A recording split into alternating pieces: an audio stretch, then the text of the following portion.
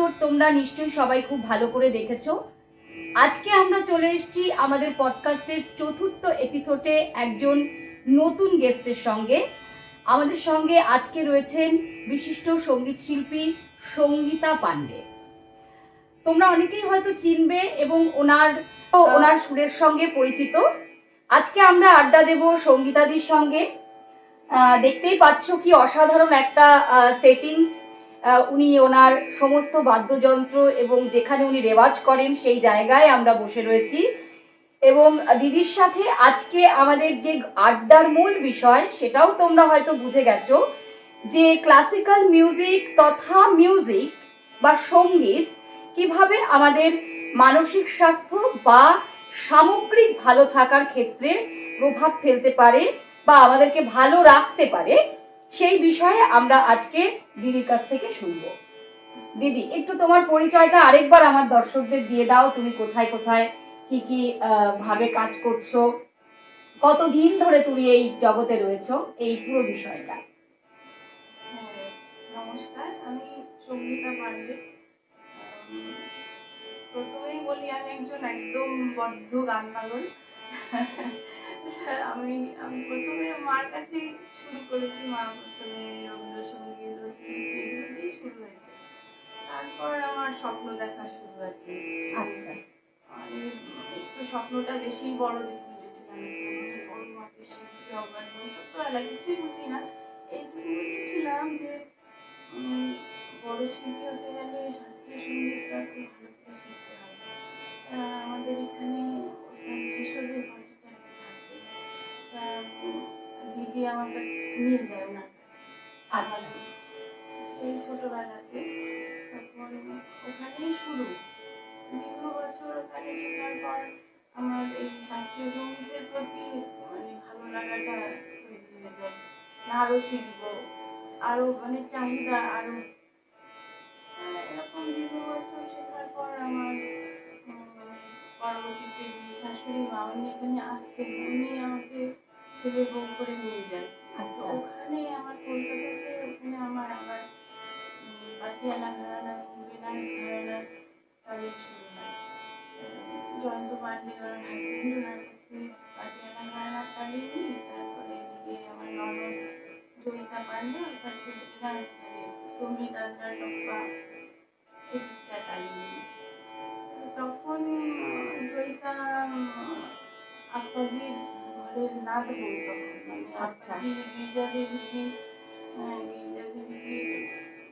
বউ। তো সেই সময় দিয়ে আমার ওনার বাড়িতেও খুব যাতায়াত আর কি। ওনারকে ভীষণ কাছের থেকে শুনতে পেয়েছি, দেখতে পেয়েছি, কখনো বকাও খেয়েছি, শিখতেও পেরেছি।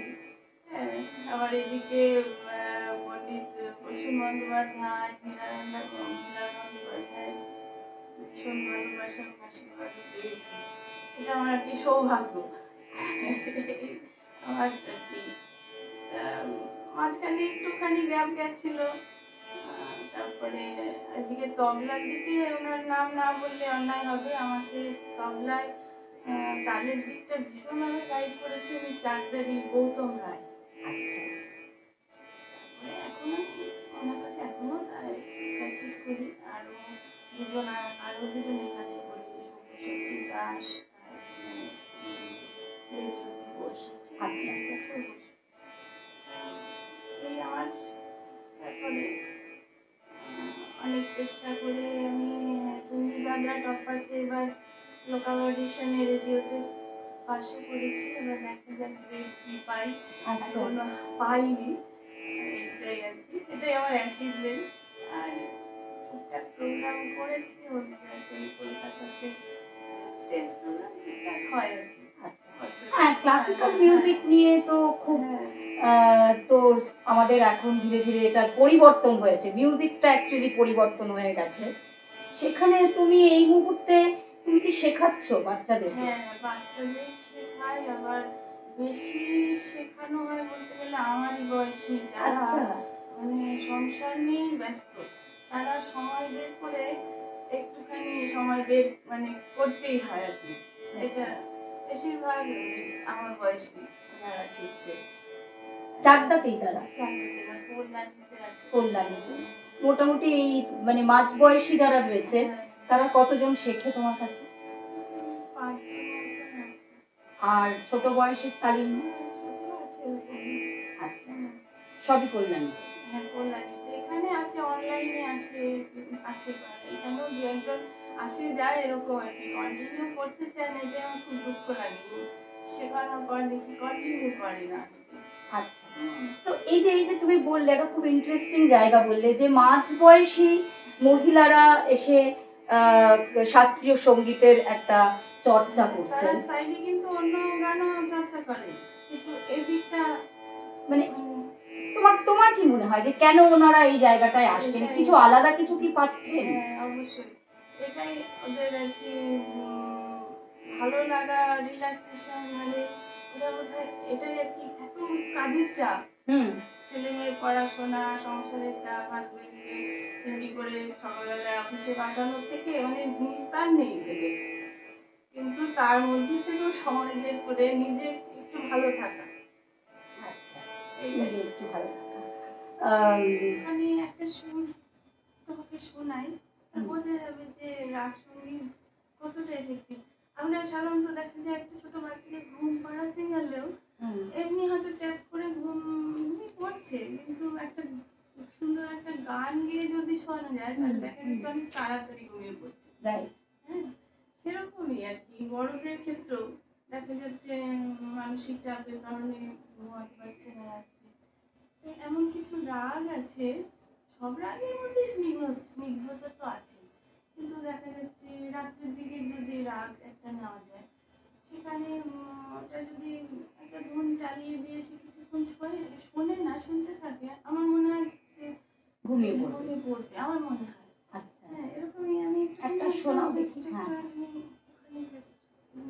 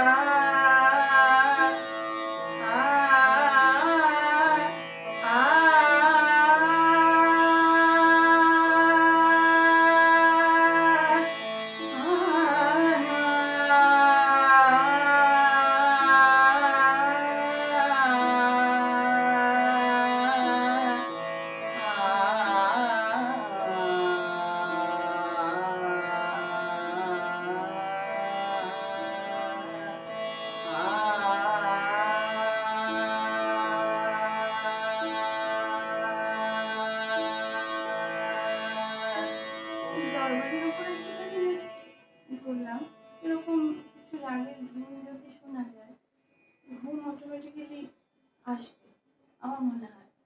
আচ্ছা। এরকমই কিছু রাগ আছে, দুঃখের সময় সেই ভীষণভাবে এফেক্টিভ, কারো মন খারাপ তখন ভীষণভাবে একটা গান, রাগই বলবো না, একটা গান তার পছন্দের একটা গান, সে যদি ওটা শোনে আমার মনে হয় তার ভালো, মনটা অনেকটা ফ্রেশ লাগবে, এই এতটাই। এখন একজন মানে এখন এটা খুব প্রচলিত একটা দেখতে পাচ্ছি, মানে ট্রেন্ড নতুন জেনারেশনের ভেতরেও মিউজিক ফর মেন্টাল হেলথ বলছে।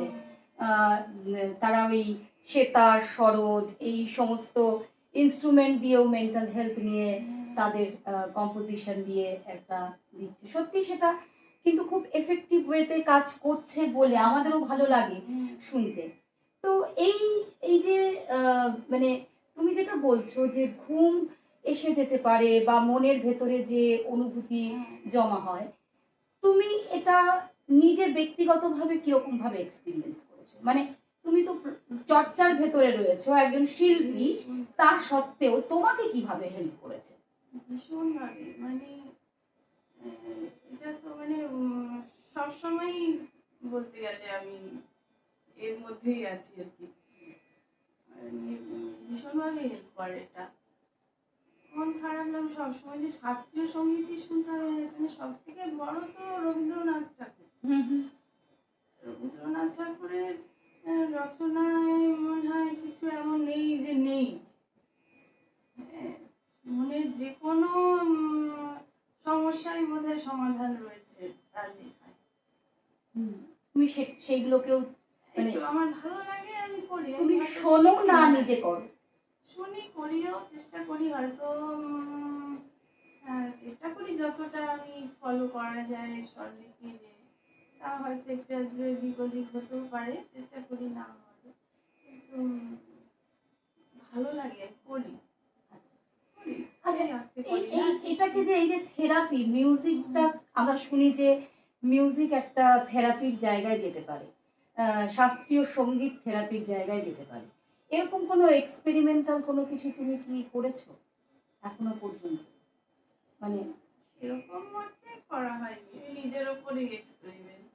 আচ্ছা। আর বন্ধুদের মধ্যে মন খারাপ হলে বললাম গান শোনো, হ্যাঁ, এরকম আর কি। মিউজিক থেরাপি যেটা আমরা দেখি যে পড়াশুনো তো একরকম, এবারে আমি যেহেতু মানসিক স্বাস্থ্যটা নিয়ে কাজ করি, তো সেখানে এই যে মুহূর্তকালীন তুমি যে রাগ দরবারি বললে না, হ্যাঁ, তো এইটা একটা মানুষ যদি এক্সপিরিয়েন্স করে তোমার সামনে বসে, আমি কিন্তু করতে পারলাম, মানে সেক্ষেত্রে তোমার ভূমিকা অনেক মানুষের কাছে একটু অন্যরকম হয়ে উঠতে পারে। আহ, সেটাই আমার মনে হলো যে শুনতে শুনতে যে এটা নিয়ে কিছু কোলাবোরেটিভ কাজকর্ম পরবর্তীতে অ্যাটলিস্ট আমি ইন্টারেস্টেড থাকবো করতে। তুমি কি কি বাদ্যযন্ত্র বাজাতে পারো? অত সংসার কি করে হয়ে ওঠে না, ইচ্ছে অনেক কিছুই ছিল, আপাতত এই হারমোনিয়াম আর গান নিয়েই আছে। এই সেতার, সেটা না, এটা তানপুরা। তানপুরা, সরি, হ্যাঁ তানপুরা। আচ্ছা। আর তোমার ছেলে আহ, বা সংসারে আর যারা রয়েছে তারা কিভাবে সঙ্গীতের সঙ্গে যুক্ত? মানে আমার হাজবেন্ড তো অনেক গুণী শিল্পী, আমার গুরু আচ্ছা। একদিকে। হ্যাঁ, আমি প্রথমে বিশ্বদেব ভট্টাচার্য, তারপরে আমার হাজবেন্ড এবং ননদের কাছে শিখেছি, শিখেছি। হ্যাঁ বললে হ্যাঁ, তুমি সেটা। আর আমার ছেলে ও গানটা সেই অর্থে গায় না, কিন্তু ও খুব শুনে শুনে অনেক অভিজ্ঞতা আছে, কিন্তু প্রফেশনালি যেটা তবলার পাখোয়াজটাই বাজাচ্ছে। বাহ, হ্যাঁ, পাখওয়াজ বাজায়। পাখোয়াজ। আমি তো দেখলাম ও ও তোমার ছেলেকে তো দেখলাম বোধহয় মিরে এবারে হ্যাঁ, এখানে যে পারফর্ম করেছে। কি কি পারফর্ম করেছিল মিরে? পাখোয়াজ। পাখওয়াজ। আচ্ছা, তার মানে তোমার বাড়িতে মোটামুটি সব বাদ্যযন্ত্রই কম বেশি আছে আর কি। সবটাই আর কি, তবলা, পাখোয়াজ, সুরকন্ডল, হারমোনিয়াম, তানপুরা, একটু। এইটুকু। তুমি এই যে ঘরোয়া এই যে সেটআপটা করেছো, এটাকে তো স্টুডিওই বলা চলে, এটা তো এটা আমার শান্তির আর কি জায়গা, স্বপ্ন আর কি। স্বপ্ন। এখানে প্রোগ্রাম করো তুমি? হ্যাঁ, ছোট করে ঘরোয়া প্রোগ্রাম করি। কি ধরনের প্রোগ্রাম, মানে কোন কোন সময়গুলোতে প্রোগ্রাম হয়? দোল পূর্ণিমা উপলক্ষে হয়তো ভাবলাম কখনো, এরকম আর কি। ঘরোয়া ভাবে, খুব একটা বড় কিছু না, নিজেরা নিজেরা আর কি। আচ্ছা, এবারে দেখো, আমরা তো সবসময় মনে করি যে মানুষ দুঃখে থাকলেই শুনবে। তো শাস্ত্রীয় সঙ্গীতের কোনো একটা যদি তোমার কাছ থেকে শুনতে পাই, যেটাতে ভীষণ আনন্দ, একটা উচ্ছ্বাসের প্রকাশ আছে, ভালো লাগার প্রকাশ আছে, এরকম কিছু কি শুনতে পাবো? কিন্তু যে রাগগুলো ধরো একটু চঞ্চল প্রকৃতির সারণ্যের মধ্যে আছে, একটু ওগুলো চলনটাই একটু অন্য ধরনের। একটু শুনি, একটা দুটো যদি পারি, মানে একটুখানি যদি শোনাতে পারি।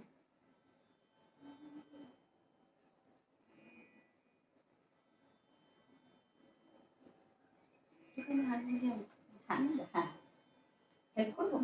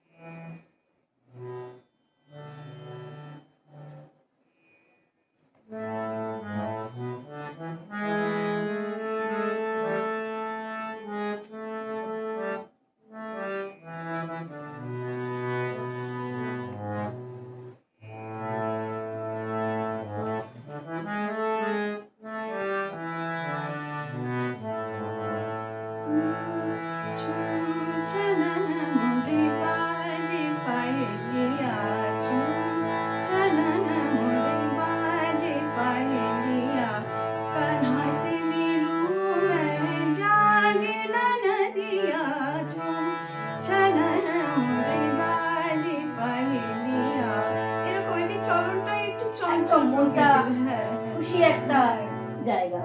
এরকম বাইরে ধরো আছে দেশ, মন খারাপেও ভালো লাগবে, সব রকমই।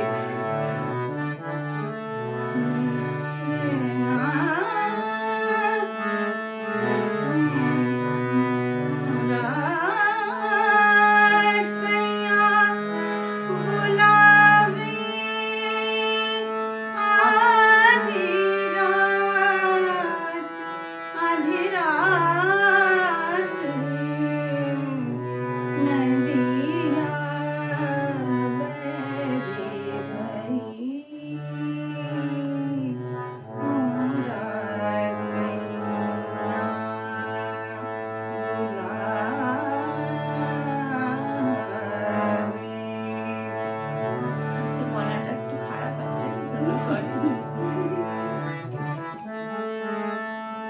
এরকম আর কি রাগ, রাগ সঙ্গীতে স্নিগ্ধতা, শান্ত যে ব্যাপার আছে, কিছু কিছু রাগ চঞ্চল প্রকৃতিরও আছে, এরকম আর কি। তার মধ্যে সারংটা বললাম একটু চঞ্চল আছে।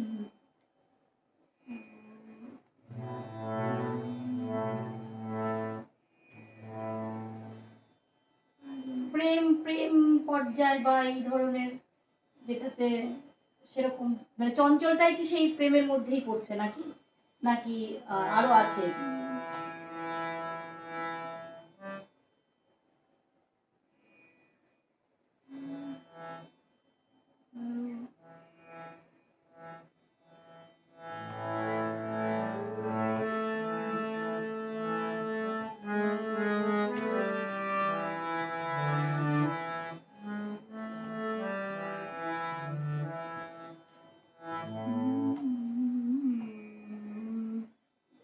এগুলো আমি এখানে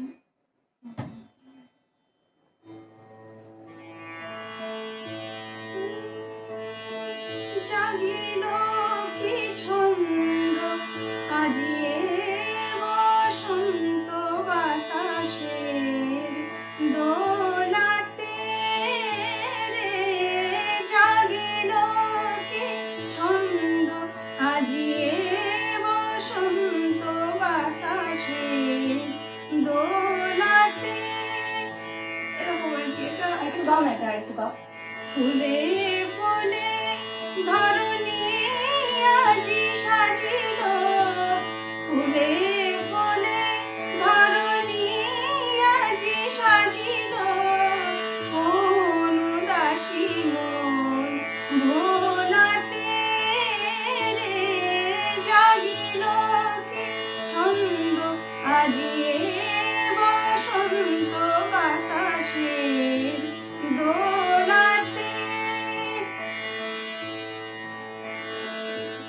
এইরকম মানে সবই মোটামুটি পাওয়া যাবে।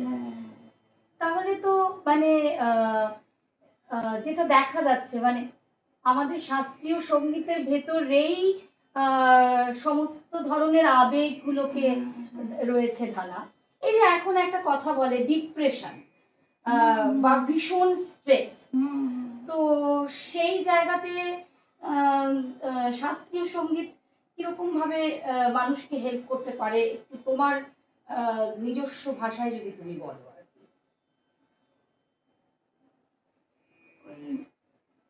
এটার মানে সাইন্টিফিক্যালি দিকটা আমি সত্যি জানি না ওই ব্যাপারটা, আমার অনুভূতির থেকে যতটুকু আমি বুঝি যে ডিপ্রেশনে আমার মনে হয় ভীষণভাবে মানে ওষুধ বলতে গেলে শুধু শাস্ত্রীয় সঙ্গীত বলবো না, সব যে কোনো রকম সঙ্গীত, হ্যাঁ যার যেটা ভালো যার লাগে। যেটা ভালো লাগে, মানে এটা ভীষণভাবে এফেক্টিভ একটা ওষুধই বলা যায়। কেউ যদি তার পছন্দের গান শোনে অটোমেটিক্যালি তার ভালো লাগবেই, তার ডিপ্রেশন থেকে হয়তো যখন মানুষের মন খারাপ থাকে তখন কিছুই ভালো লাগে না শুনতে, তাও যদি শোনে মানে একটু হলেও তার হেল্প হবে। নিজেকে দিয়ে বুঝি, হয়তো ওই সময়টা মনেই হয় না যে শুনি, হ্যাঁ কিন্তু শুনতে পারলে কিছুটা তো হেল্প হয়। আর ওই হয় বলেই হয়তো আমরা আবার বেরিয়ে আসতে পারি। ঠিক। তো এই যে বন্ধুরা মানে আজকে এমন একজন মানুষের সাথে বসেছি যে আমার তো উঠতে ইচ্ছে করছে না, সারাক্ষণ মনে হচ্ছে যে শুনি, এত মিষ্টি তার কণ্ঠস্বর এবং শাস্ত্রীয় সঙ্গীত ভাবলেই আমরা একটা মানে খুব কঠিন কিছু গুরুগম্ভীর আমরা ভাবি, কিন্তু সব রস সব আবেগের জন্যই কিন্তু মানে সেগুলোও কিন্তু শাস্ত্রীয় সঙ্গীতের অঙ্গ। তো এই রিসেন্ট সময়ে তুমি তো এই জগৎটার সঙ্গে রয়েছো, বিভিন্ন সঙ্গীতের মাঝখান থেকে শাস্ত্রীয় সঙ্গীতের যে উচ্চতাটা, সেই উচ্চতাটা কি এখনো সেই আগের জায়গাটাতেই রয়েছে, নাকি জনপ্রিয়তা বা উচ্চতাটা একটুখানি মানুষের ভেতরে কমেছে বা বেড়েছে, কি মনে হয় তোমার? আমার তো মনে হয় বেড়েছে। আচ্ছা। হ্যাঁ, মাঝখানে একটা টাইম মনে হতো যেন একটু মানুষের ওদিকটায় কম ইন্টারেস্ট ছিল। ইদানিং আমি দেখছি ইয়াং জেনারেশনের মধ্যে ভীষণ শাস্ত্রীয় সঙ্গীতের প্রতি ন্যাক আমি দেখতে পাচ্ছি আমার অভিজ্ঞতায়। মানে এটুকু ওরা বুঝে গেছে যে এই দিকটা ভালো জ্ঞান না থাকলে বড় শিল্পী হওয়া যায় না। কোনোটা কি সেই অর্থে হয়তো খুব গড গিফটেড ভালো গলা, ভালো সব কিছু, তাও একটা যেন কোথায় অনেক কিছুই অপূর্ণ থেকে যায়। এই দিকটা যদি ভালো মানে শেখা থাকে আরো ভালো হয়। যেটাই যেই দিকের গানই করুক, ওয়েস্টার্ন করুক, রবীন্দ্রসঙ্গীত করুক কি আধুনিক, যেটাই করুক আরো ভালো হয়। ফলে ওই জন্যই আমি দেখছি ইয়াং জেনারেশনের মধ্যে ভীষণভাবে প্রবণতা হয়েছে আজকাল শাস্ত্রীয় সঙ্গীত শেখা। বাহ, এটা তো একটা খুব মানে অন্যরকম তথ্য অ্যাটলিস্ট আমি পেলাম।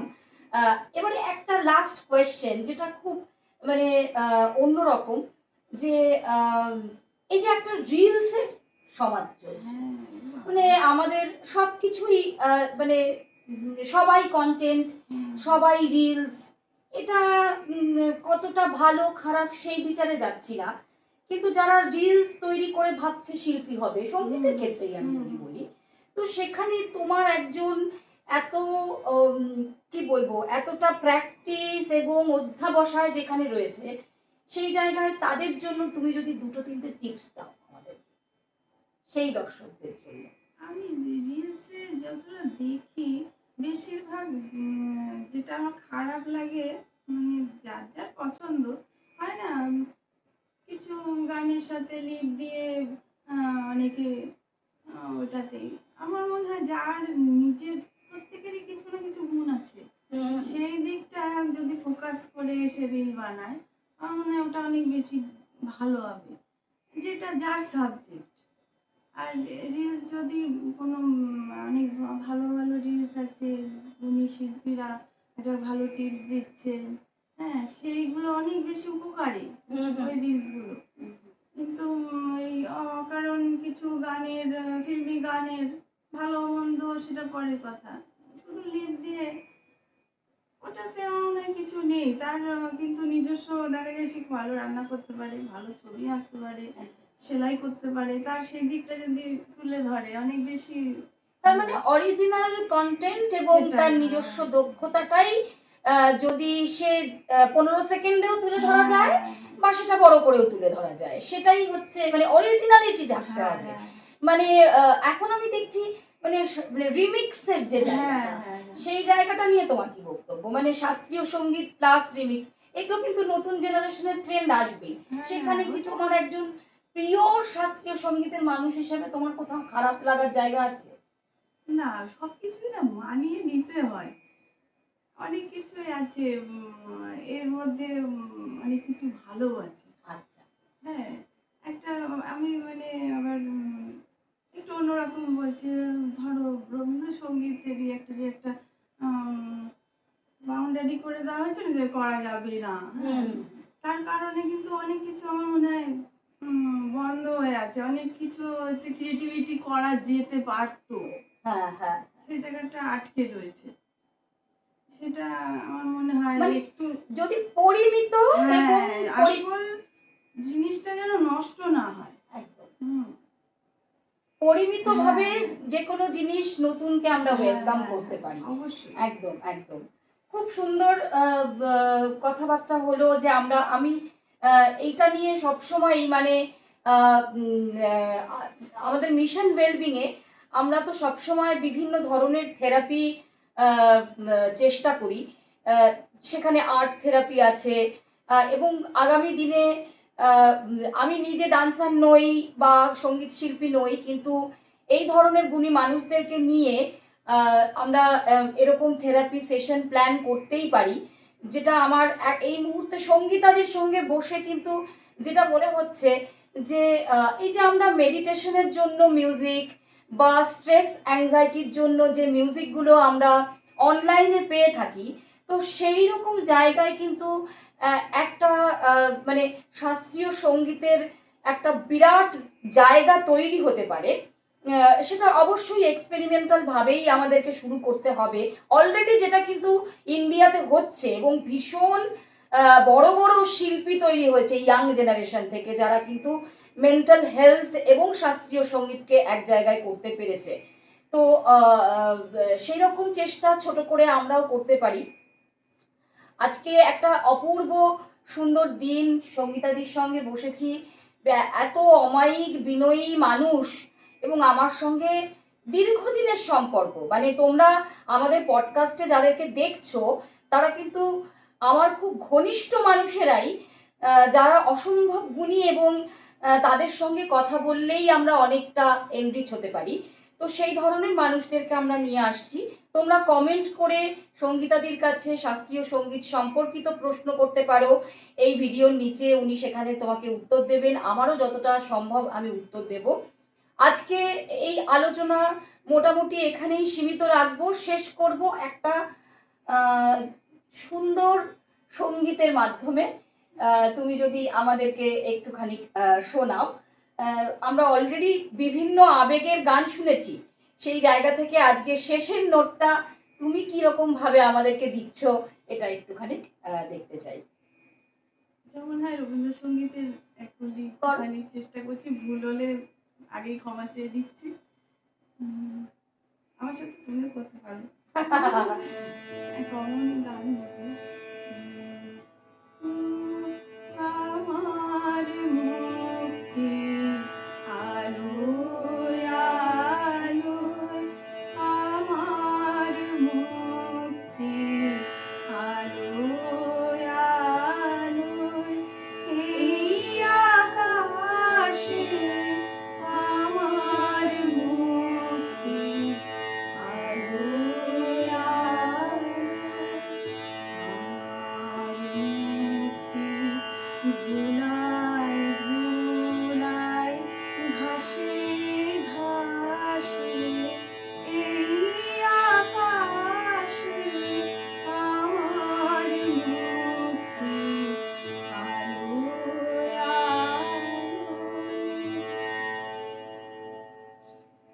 তোমাদের সবাইকে আরো একবার ধন্যবাদ। যারা প্রথমবার চ্যানেল দেখছো তারা সাবস্ক্রাইব করে নিও, লাইক করো, শেয়ার করো। আর যারা এতদিন ধরে আমাদের সঙ্গে রয়েছো তাদের সবাইকে বলবো তোমাদের নিজেদের নেটওয়ার্কে এই ভিডিওগুলোকে শেয়ার করে আমাদেরকে আরো অনেক মানুষের কাছে পৌঁছানোর জন্য হেল্প করে দাও।